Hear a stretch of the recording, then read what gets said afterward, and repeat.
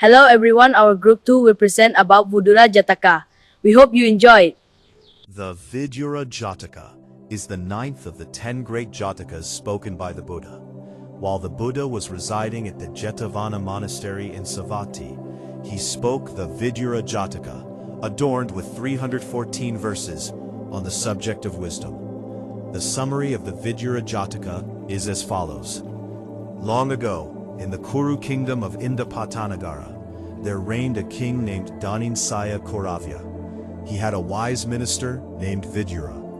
Daninsaya Kauravya had a son named Kauravya. When Daninsaya Kauravya grew up, he died, and his son Kauravya ascended the throne. He was very fond of playing cards. One day, King Kauravya was observing a fast and meditating in his garden. Then King Indra, who had been his friends in his past lives, the Naga king and the Garuda king, also observed the same fast and came to the king's garden, where the four kings met. Then the four kings argued about whose virtue was greater.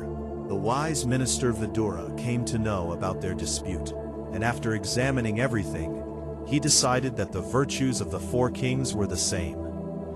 Then the four kings rejoiced and offered each of them a white cloth, a golden flower, a ruby from Naga, and an elephant and horse from Kauravya. When the Naga king arrived in the land of the Nagas, the Naga queen did not see the ruby and asked him about it. Then the queen wanted to hear Vidura's teachings, and since she was afraid that she would not be able to receive them if she were to bring him directly, she pretended to be ill and begged him to take her heart. While the Naga king was worried about the difficulty of winning Vidura's heart, his daughter Arundhati arrived. The Naga king ordered his daughter to find a husband who could win Vidura's heart. The princess went to the Kala mountain to look for a husband and met the demon king Punaka. Punaka loved the princess so much that he promised to win Vidura's heart, which her mother wanted.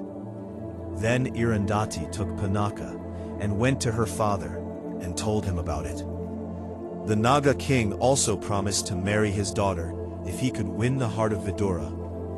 Then Punaka agreed and went to the heavenly realm of his uncle, King Kuvera. Then, in order to gain the king's permission and win Vidura by means of a charm, he went to King Kalvya with a ruby from the Vepula mountain. To play dice, Punaka entered King Kalvya in the guise of a young man and invited him to play dice. When the king asked for the bet, Punaka showed him the priceless ruby and the flying horse of Manomaya, and said, "If I lose, take these." Then the king said, "If I lose, take the throne, the queen, and anything else you want, except yourself." Then the two kings played a game of dice. King Kauravya, aided by the power of the white umbrella guardian goddess, who had been his mother in his previous life, always beat the other gambling kings. When King Kauravya knew in advance that the dice would be his loss and caught them, Punaka, knowing that it was the goddess's power, cast a glance at the goddess and drove her away. Then, when King Kauravya played again, he lost. Then Punaka asked for the king's minister, Vidura, as he had bet. The king gave him as promised. Punaka took Vidura away. On the way, Punaka held the horse's tail, saying that he would rather kill Vidura than take his heart, and rode his horse through the forest and mountains. However, Vidura's loyalty and virtue prevented him from dying, and he tried to kill him by threatening him with various threats and by throwing him off a mountaintop. Vidura, knowing that Punaka would kill him without dying, asked him why he wanted to kill him. Punaka said that he wanted to take the Arundhati Naga, and that he could also give him Vidura's heart to eat. So he replied that he wanted to take Vidura's heart. Then Vidura said to Punaka, "If you want to kill, kill, but first learn the Dhamma of Sadhunara."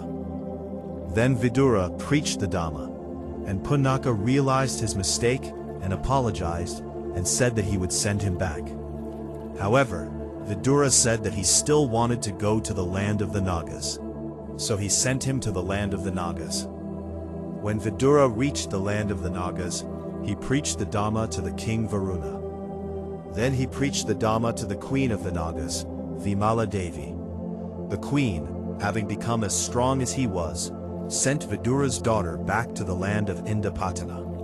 Punna also got the Naga Irandati. King Kaurava was also happy to see Vidura's daughter again. Vidura told him about his events. He also gave the king the ruby he had received from his wife.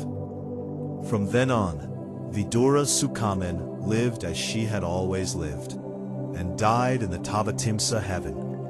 We got the lesson from Vidura Jataka. Wisdom is more powerful than physical strength.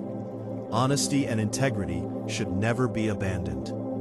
Dhamma can transform even cruel people. Greed leads to suffering and destruction. Those who live righteously are protected by good karma.